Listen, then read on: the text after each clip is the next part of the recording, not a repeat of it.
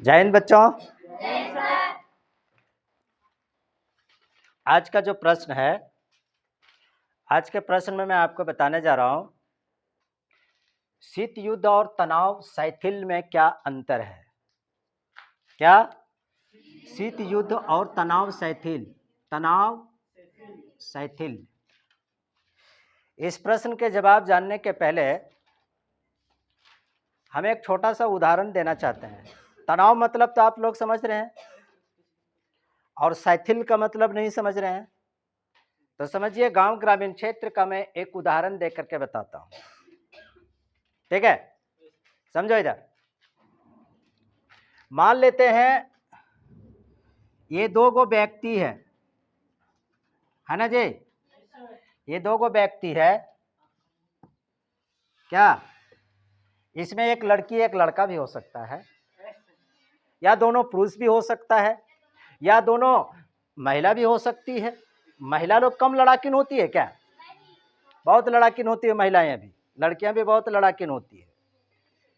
एक चीज देखे हैं, एक चीज देखो, ग्रामीण क्षेत्रों में जब दो पुरुष लोग जब लड़ता है तो मार लात जूता लाठी डंडा से एकदम पूरा एकदम वार होता है ना। लेकिन जब दो गो जैनी लोग जब लड़ती है, दो गो औरत अगर मान लेते हैं कि लड़ती है, कहीं आप लोग देखे भी होंगे, भले यहाँ पर नाम नहीं लोगे, बेइज्जती हो जाएगी, तो ये वकर झोंटवा पकड़ लेती है और वो यकर झोंटवा पकड़ लेती है, तो वहीं सब गोठमोठिया के सब बस हो गया उठनी के लड़ाई, टाए फीस इतने में हो गया। और पुरुषों की लड़ाई याओ तो याओ, दे दनादन एकदम पूरा मार लाठी एकदम सीधा कपार के ऊपर होना जी। ऐसा होता है कि नहीं? तो इसको मान लेते हैं कि दो महिला मान लीजिए या तो दो पुरुष मान लीजिए। अब दोनों के बीच में किसी बात को लेकर के, हिस्सेदारी को लेकर के, मारपीट लेकर के, चोरी को लेकर के, किसी भी मामले को लेकर के, मान लेते हैं किसी भी मामले को लेकर, कोई भी मामला को लेकर, कोई भी मामला को लेकर के, सुनो, कोई भी मामला को लेकर के, इसको मान लेते हैं कि रोहन यादव और इसको मान लेते हैं झरी महतो, है ना जी, है ना। एक रोहन यादव, एक तो है झरी महतो। अब इन दोनों के बीच में कोई मामला हो गया, क्या? कुछ मामला हो गया, और जब मामला हो गया तो दोनों के बीच में क्या हो गया? दोनों के बीच में तनाव, दोनों के बीच में तनाव हो गया। अब दोनों के बीच में तनाव हो गया, एकदम पूरा एकदम टेंशन में चल रहा है, टसन में चल रहा है। रोहन महतो झरी महतो से नहीं बात कर रहा है और झरी महतो रोहन महतो से नहीं बात कर रहा है। दोनों में एकदम बिल्कुल क्या है? तनाव है एकदम। माहौल क्या है? माहौल एकदम बिल्कुल गर्म है। एकर थथुन इधर है, एकर थथुन इधर है। कोई किसी से बातचीत नहीं करता है ना जी। कोई किसी से बातचीत नहीं कर रहा है, एकदम माहौल एकदम बिल्कुल पूरी से तनाव की स्थिति में है। और जब तनाव की स्थिति में जब रहेगा, लड़ाई झगड़ा नहीं हो रही है लेकिन तनाव है दोनों के बीच में। और जब तनाव दोनों के बीच में कब तक चलेगा भैया? कभी न कभी कोई न कोई एक ऐसा वक्त आएगा जो दोनों के बीच में आपसी रजामंदी होगी कि नहीं होगी। इसके मतलब ये तनाव जो है, ये तनाव कभी न कभी किसी न किसी वक्त 2 साल 4 साल 5 साल जब भी होगा, चटैया गोतिया है तो नेतवा तो देना ही पड़ेगा। क्या जी? चटैया गोतिया है तो नेतवा तो देना पड़ेगा। अब ये तनाव क्या हो जाएगा? तनाव शिथिल, है ना जी। तनाव क्या हो जाएगा? शिथिल। मतलब तनाव खत्म हो गया, मतलब क्या हो गया? शांत हो गया। मतलब क्या हो गया? शांत हो गया। मतलब क्या हो गया? ठंडा पड़ गया, ठंडा पड़ गया। समझ रहे बात को? तो ये तनाव हो गया, ये शैथिल। शैथिल मतलब शिथिल, मतलब कुछ दिन बीता, समय में गुजरा तो उसके बाद क्या हो गया? सब ठंडा पड़ गया भाई, सब समान रूप से एकदम ठीक चल रहा है, एकदम नेता पिहानी सब कुछ लेना देना सब हो रहा है। क्या समझ रहे?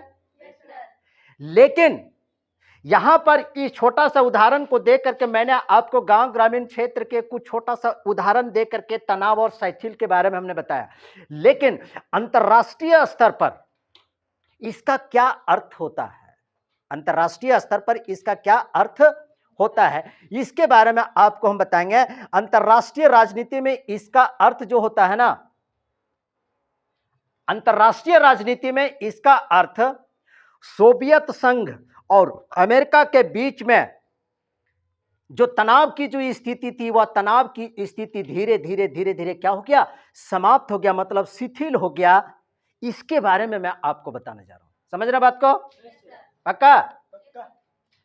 तो तनाव मतलब टेंशन, और शिथिल मतलब ठंडा गया, कितने दिन तक लड़ेगा, क्या जी, ठंडा गया, कितने दिन तक लाठी में तेल लगा लगा करके रखेगा, क्या जी, एकदम तेल पिया वो लाठी वाला रैली कब तक निकालेगा भैया, खत्म तो होबे करेगा कभी न कभी।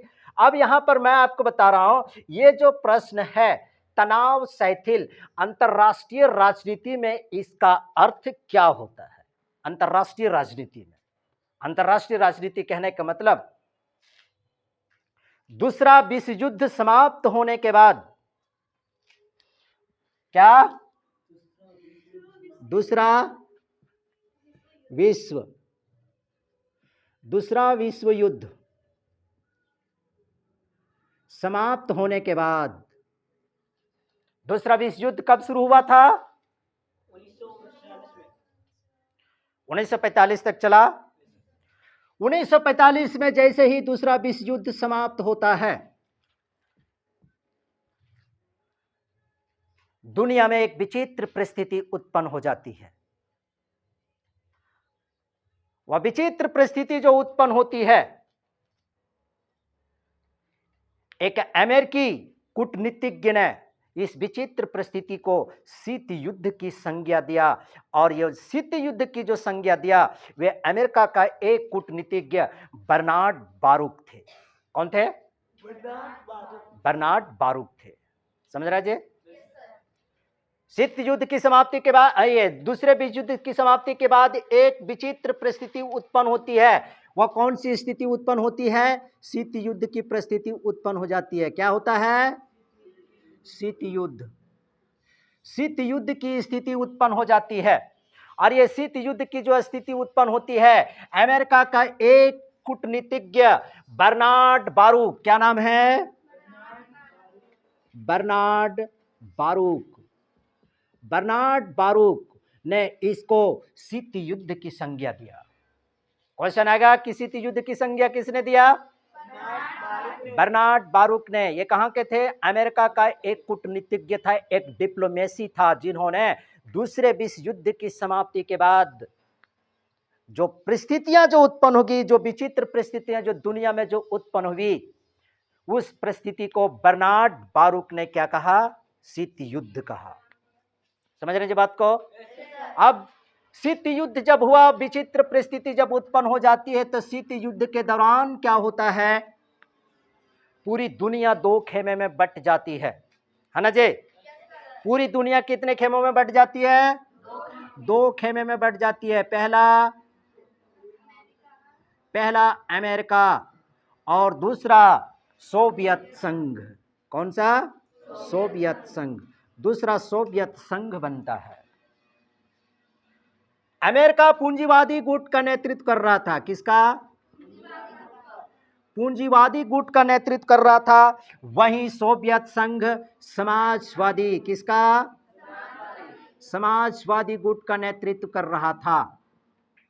अमेरिका के भी गुट में कई सारे देश शामिल थे, जो मैंने पिछले क्लास में आपको मैं बता चुका हूं, और सोवियत संघ के भी गुट में कई सारे देश शामिल हो चुके था, जिसको मैंने पिछले क्लास में ही बताया। इस प्रकार से अभी तक आपने समझा तनाव शैथिल के बारे में क्या, कि द्वितीय विश्व युद्ध की समाप्ति होने के बाद दुनिया में एक विचित्र परिस्थिति उत्पन्न हो जाती है। इस विचित्र परिस्थिति को अमेरिका के एक कूटनीतिक, एक डिप्लोमेसी, जिनका नाम बर्नार्ड बारूक था, उस बर्नार्ड बारूक ने इस विचित्र परिस्थिति को शीत युद्ध की संज्ञा दिया, जब शीत युद्ध की परिस्थिति जब दुनिया में जब उत्पन्न हो जाती है तो पूरी दुनिया दो खेमे में बट जाती है। एक खेमा का नेतृत्व अमेरिका कर रहा था तो दूसरे खेमे का नेतृत्व सोवियत संघ कर रहा था। अर्थात अमेरिका पूंजीवादी देशों का समर्थक था तो सोवियत संघ समाजवादी देश का समर्थक था। यहां तक बात समझ में आ गई है? बिल्कुल।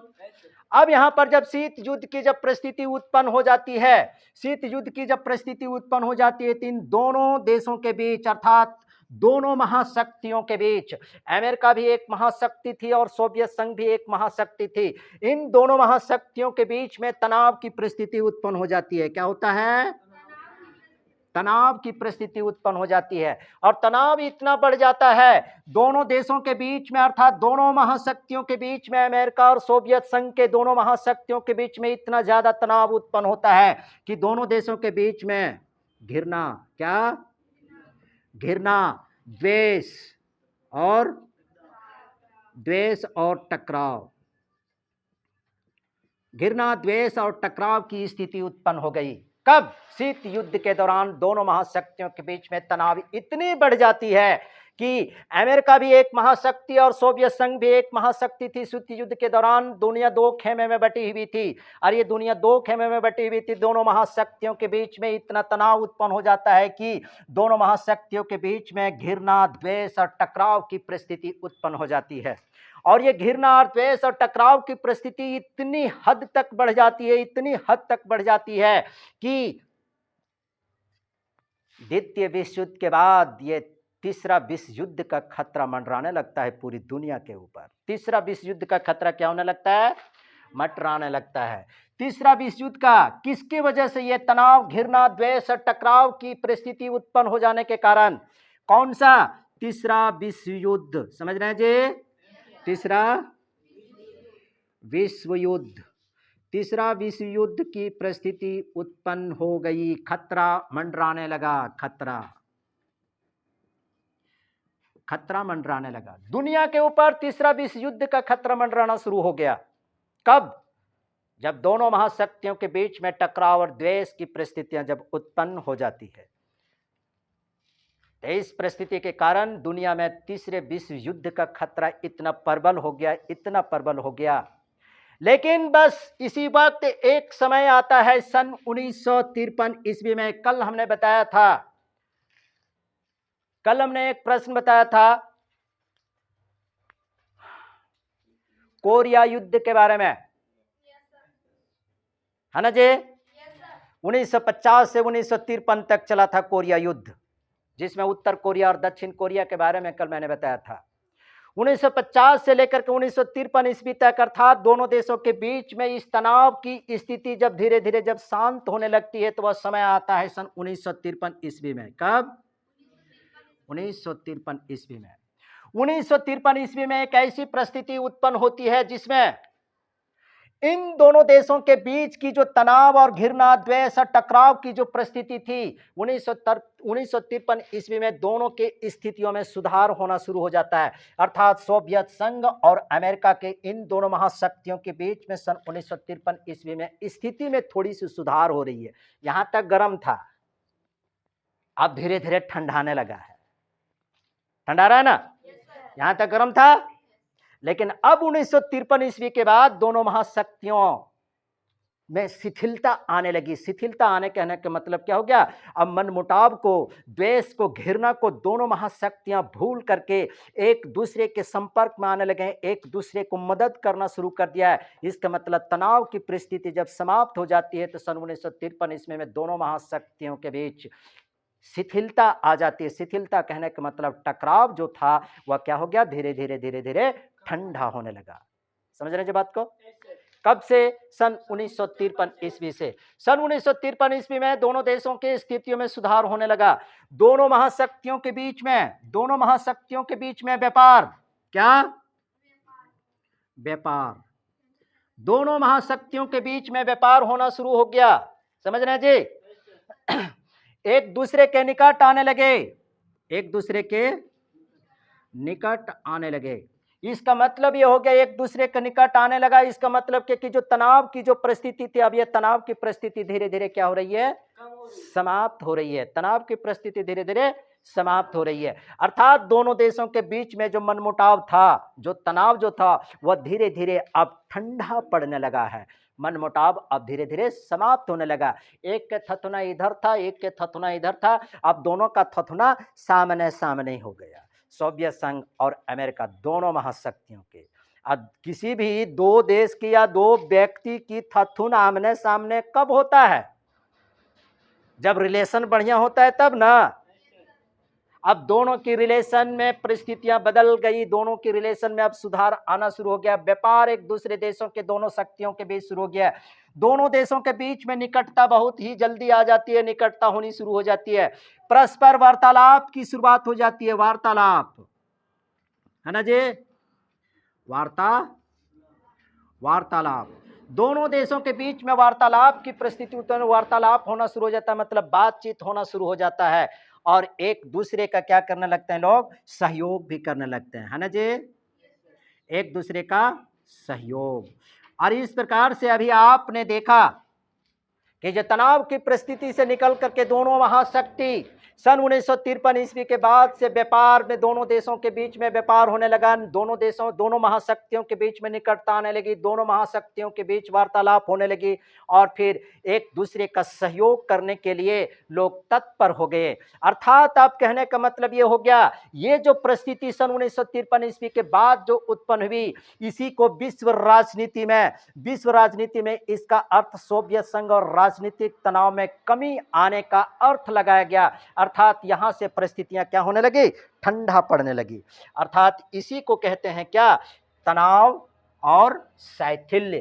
तनाव था पहले, अब क्या हो गया? शैथिल्य हो गया। क्या हो गया? शैथिल्य। तनाव और शैथिल। शैथिल का मतलब क्या हो गया? कि क्या? बिल्कुल ठंडा पड़ गया। और इसी को विश्व राजनीति में तनाव शैथिल कहा गया। समझ में आई बात? पक्का? हाँ, देखो हम दोनों को एक बात कह देता हूं मैं, आप लोग जितनी मेहनत नहीं करते हो ना, उससे ज्यादा मुझे मेहनत करनी पड़ती है।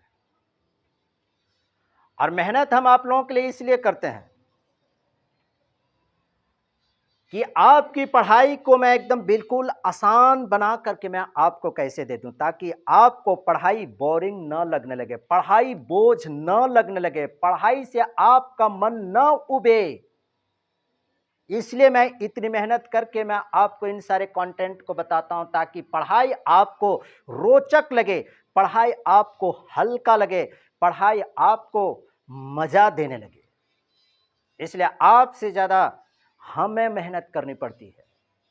किस लिए? कि मैं पढ़ाने नहीं जानता हूं इसलिए नहीं, कि जिस भी विषय वस्तु को मैं बताने के लिए जा रहा हूं, वह विषय वस्तु आपके लिए कैसे आसान हो सकता है, इजी से इजी कैसे हो सकता है, ताकि आपको घर में